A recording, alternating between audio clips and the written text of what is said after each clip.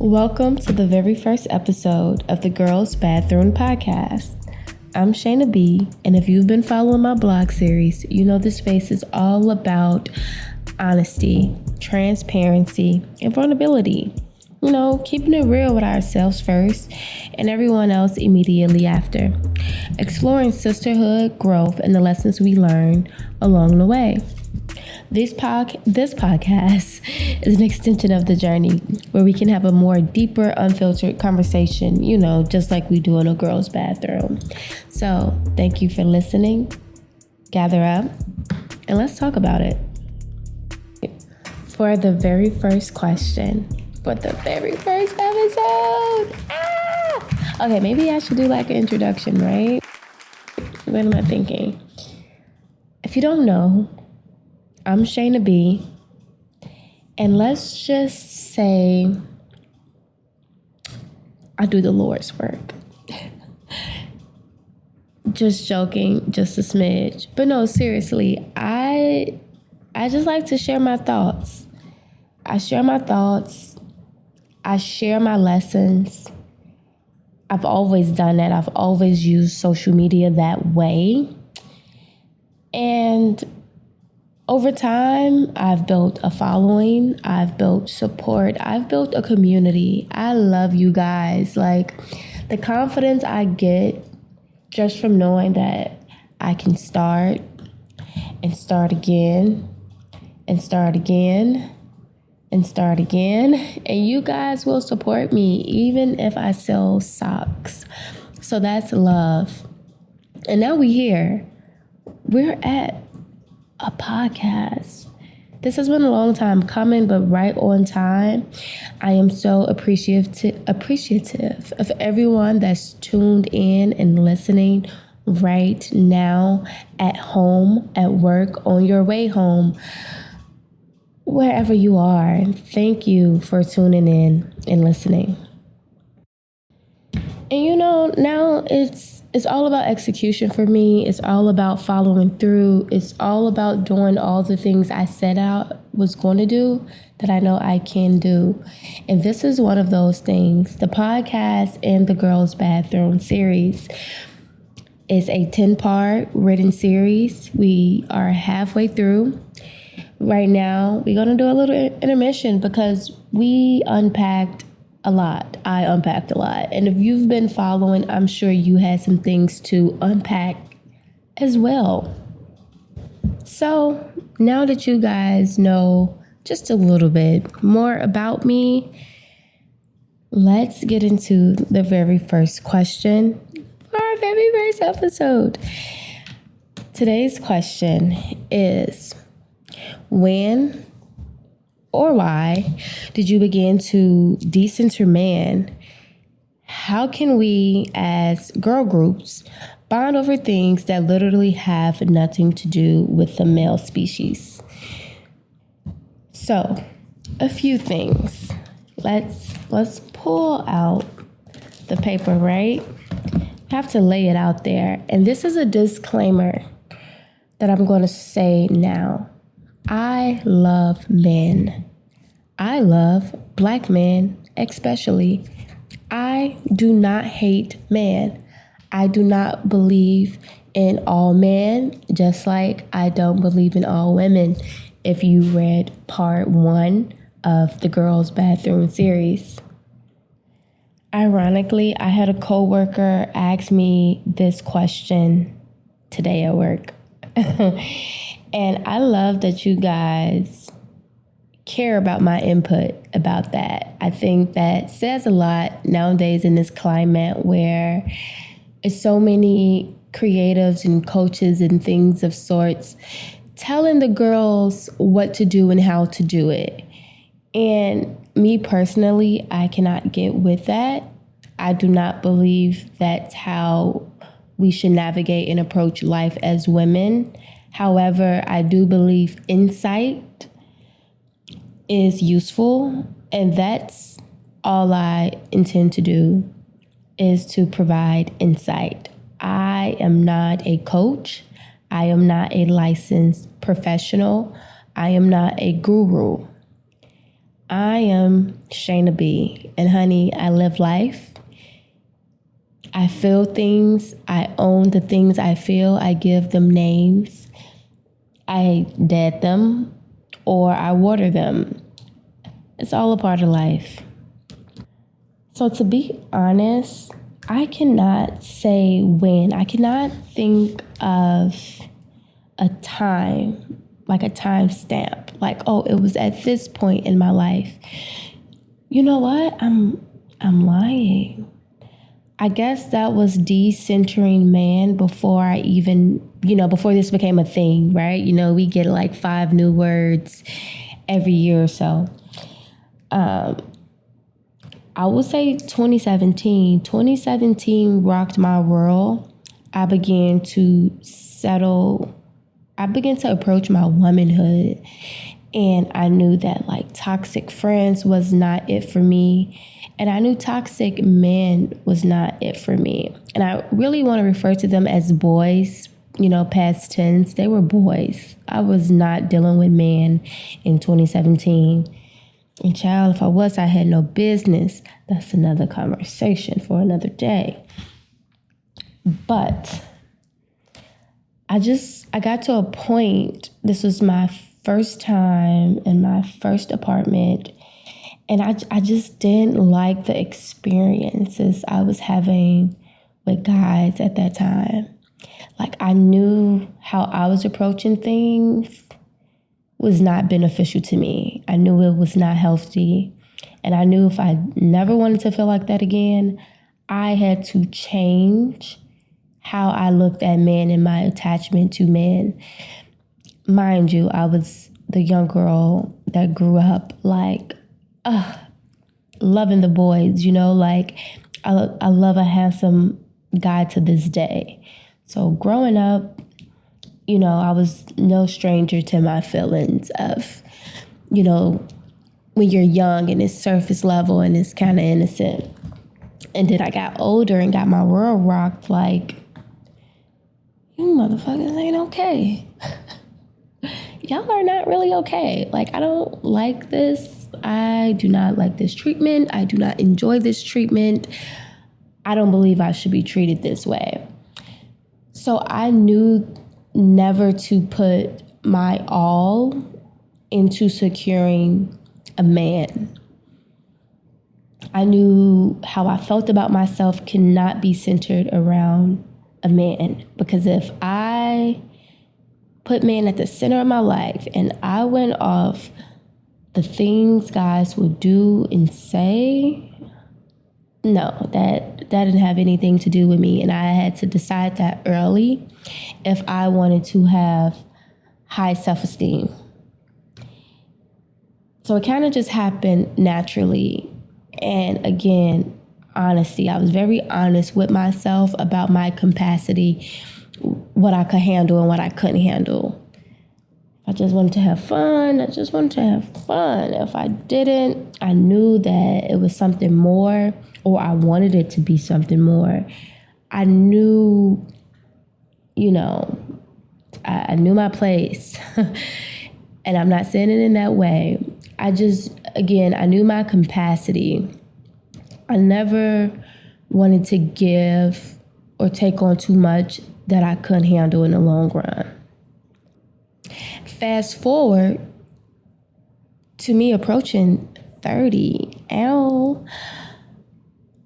I understand my why of why I cannot center man and make man the all and be all of my life. I pay attention to, I learn from my family's history, which is why I'm not big on consuming internet advice and coaching. Everything you need to know to avoid or pursue is in your family history. Whether you learn it in spite of them or because of them. Look to your family history. Look at the relationships the women in your family have or had with men and what those outcomes are and what that looks like. And ask yourself, is that something you want for yourself? And I love my family down. I love the women in my family down. I have so much grace and compassion and respect for the women in my family because I come from a line of women where it was not men in our family that aided as protectors. Like, we didn't have that. Not because like they were terrible or nobody wanted it. Is my great grandmother had all girls. Most of her daughters had all girls. Like, it's not that many men in my family. And I think that also resulted in the actions and lifestyle of the women in my family when it came to like choosing a man. And even then I don't know, it's so tricky. It's so tricky. Let's just say I've seen and learned enough where I cannot depend on a man to bring me happiness or to bring me the things I desire and require and deserve from life. I understand that is 100% my responsibility, which is why I'm cool on dating, I'm cool on relationships, because I know what I want, honey. And I know that I am not there. I am not that woman that's with that type of man I envision. I can probably meet him now while we're both on a grind, but I'd rather just focus on the grind and try to mesh that because it gets messy. It gets messy. So I'd rather just lock in. But that's why I chose to decenter man. Thank God for me. I'm in childcare. I have a childcare career. So that's where I get to really indulge in and utilize, harness, whatever you want to call it, my femininity. I get to be nurturing with children who deserve it, who looks for that, who needs that. And I love it. I love that childcare consumes my femininity. So I don't feel rushed or pressured by society to have a man to start a family to be feminine. Like, there's other ways that you can be feminine without attaching yourself to a man and having children. Okay, we talked about the when, we talked about the why. So let's get into the how. How can we bond as women without making men the center of what and how and when we bond? First off, another disclaimer. I want to say that it's avoidable. However, it doesn't hurt. I wouldn't say to bond over, but like men, our relationship, our lessons and experiences with men is going to come up in our friendships. You cannot avoid that unless you guys are lesbians. But if you and your friends are heterosexual. I'm not editing that out. I'm gonna keep that in there to let y'all know I be tongue twisted. Sometimes words be whooping my ass, and this is going so good. We're just gonna keep that in there. So right, you and your friends are straight, man is gonna come up. And me and a few of my homegirls, we use man as like, we talk about it from a analytical research type way of how we dissect life and lessons and certain things society teach us, and we compare those notes with what we're experiencing in real time. And it's great, honestly. We come to really great realizations and have really great conversations not necessarily center around man, and that's the way how we bond.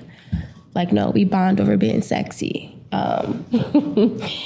We don't bond about that, but it is good to use them as a catalyst to talk about your growth in life, in society, and patriarchy, and all of these things.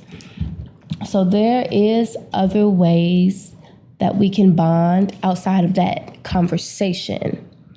So it's easier to bond with your friends, and it's not all about men. It is based off who you guys are as individuals.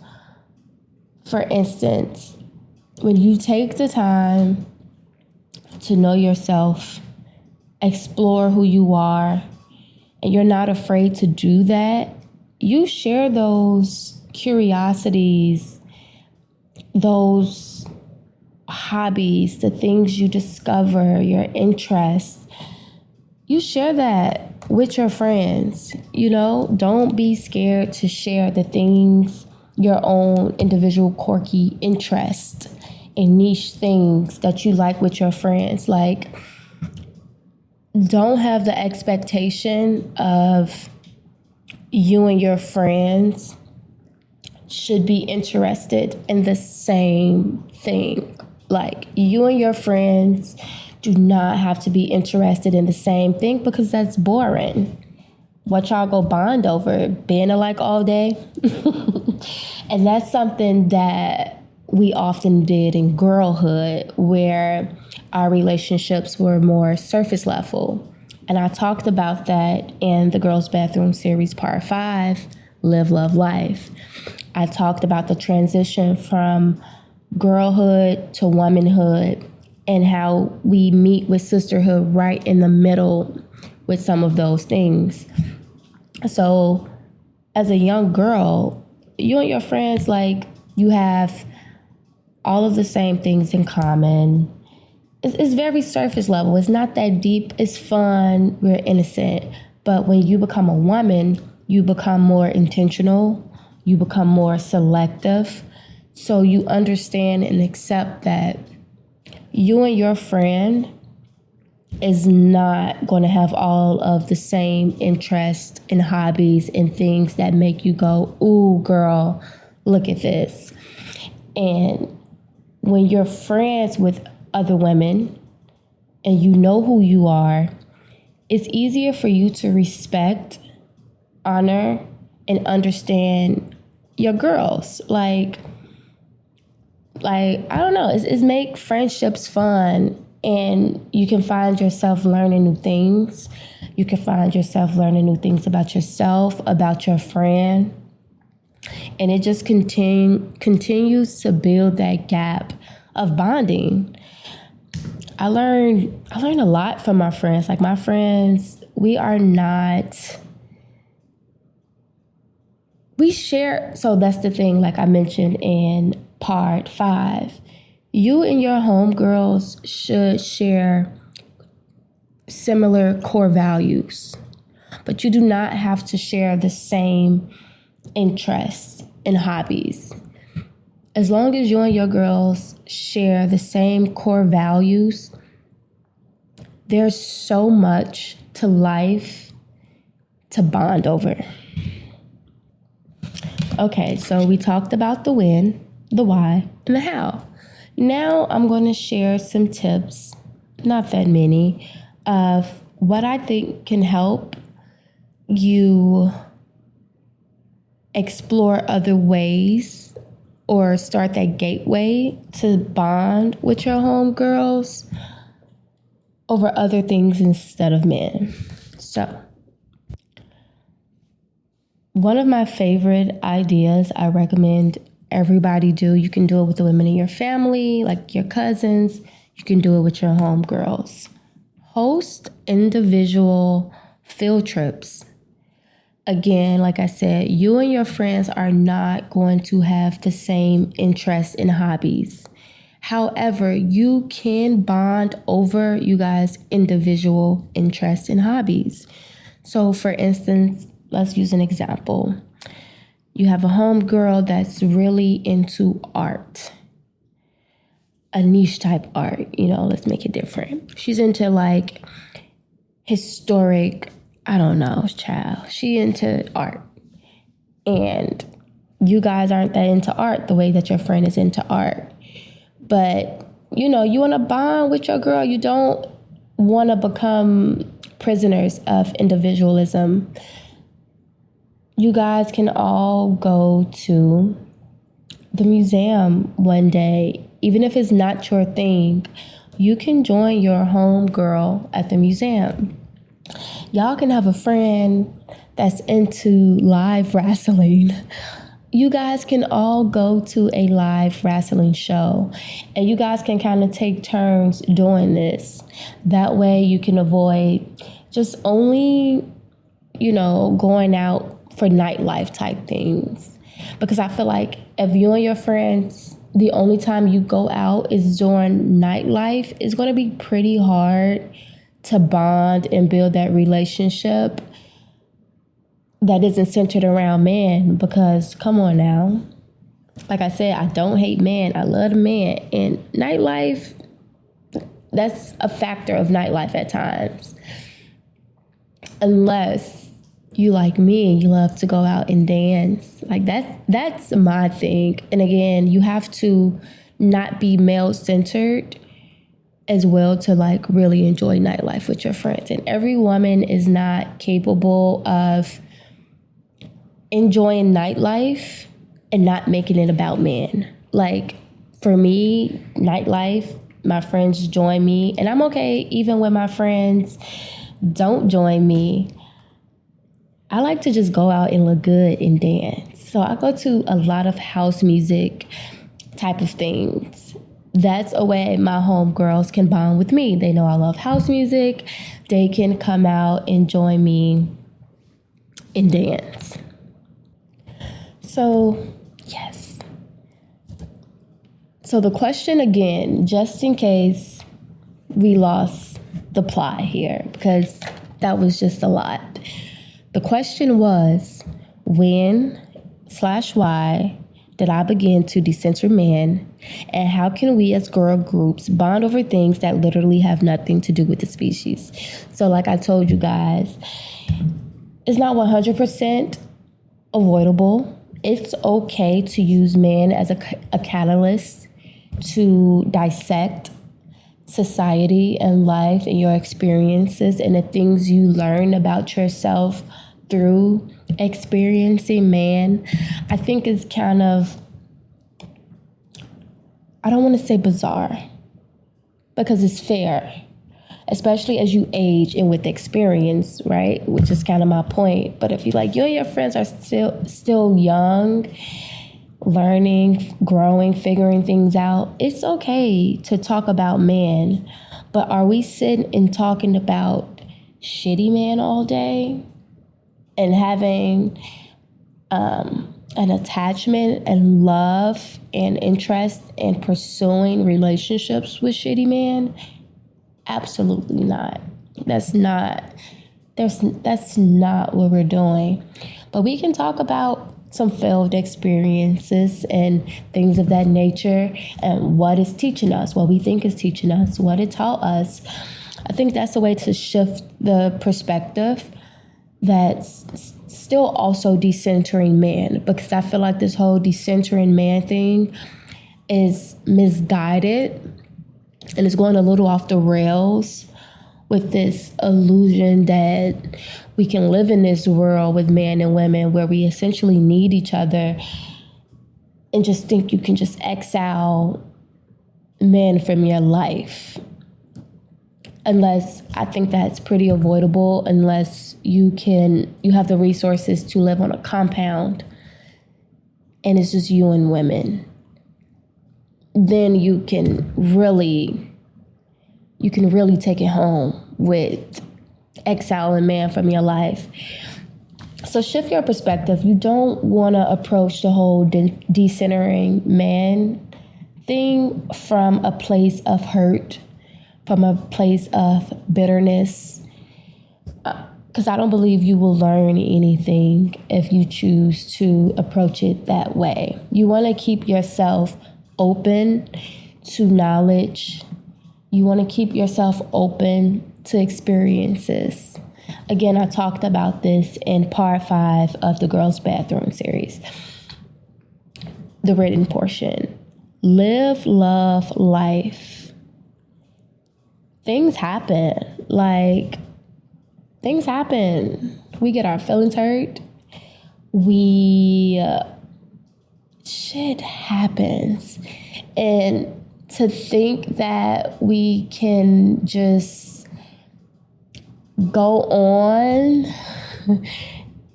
and man will never come up and you and your homegirls can just exist in a field and a land of cakes, pies, and rainbows, and man is never a topic of conversation. That's not realistic, babe.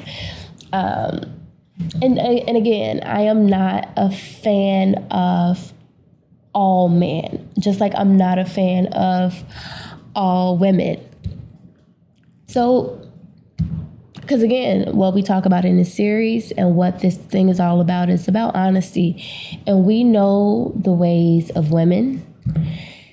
It's not all good the way we like to pretend that it is in sisterhood. Sisterhood can get ugly. Sisterhood can get, I wouldn't say sisterhood. I would just say being in an environment of women can be that way. Sisterhood, you have more control and a better opportunity to cultivate healthier relationships and interactions with women when you value sisterhood. Because you don't have the all women think all women mentality. And it pays to apply that with men as well. You just don't want to walk through life all with this all man mentality, because we joke about men that do that, how men get their heart broke in 3rd grade and they never love again. That's not us. That's not women. You cannot lock your heart up and put it in a cage and throw it away or put it in the freezer because you had maybe one too many failed experiences with men. You have to keep doing it, sis. You have to keep putting yourself out there. And again, you have to learn. You have to learn. You have to have those hard conversations with yourself, with your friend. You got to be honest with your friend. Girl, it doesn't sound like he's as interested as you.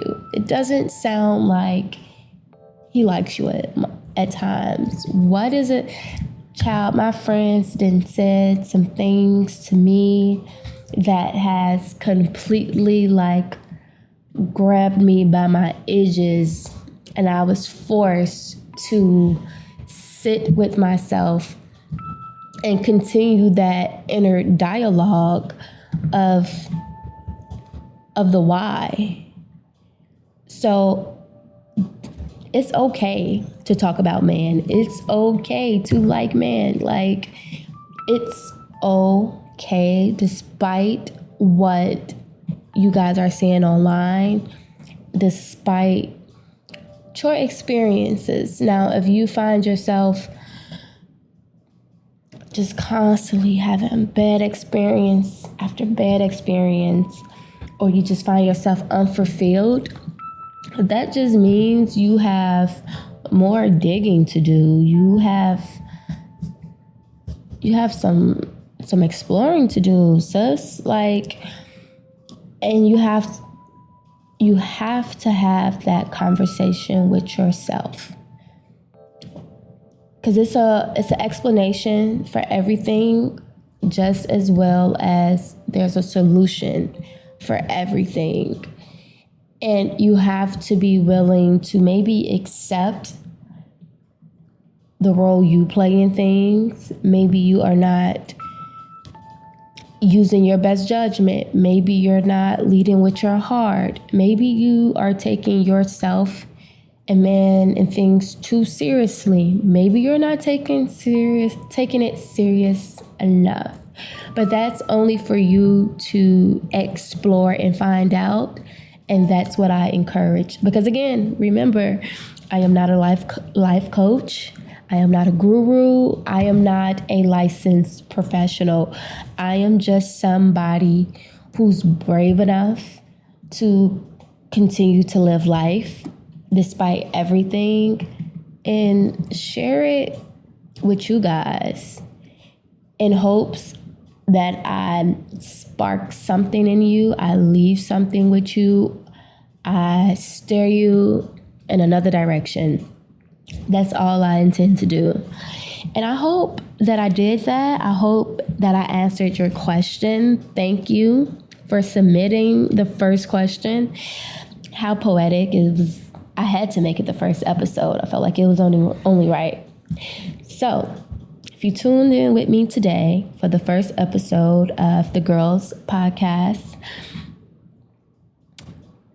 ask me a question. Let's keep this going. Ask me another question. You can find the question submission link in any of my bios. It's in my link tree. It would say question submission. Ask me something. Ask me something. Let's keep this going. And if you haven't already, check out the written portion of this series on Substack. So far, we have 5 in.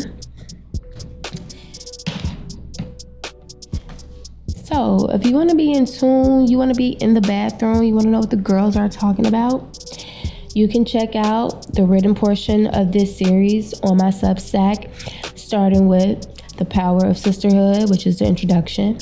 We have part 1, All Women Think All Women. Part 2, Bitches, Betrayal, Bitterness. Part 3, Grieving Old Narratives. Part 4, Rebuilding with Responsibility. And part 5, Live, Love, Life. Clinging to your core, living fully and authentically. So check that out. Like, what are you waiting on? Like, this is the invitation if you was waiting on the invitation. Check out the written portion of the series. Stay tuned for the second episode of the podcast. And don't forget to submit a question. This was fun. Thanks for tuning in. I'll be with y'all next time for the second episode of the Girls Bathroom Podcast.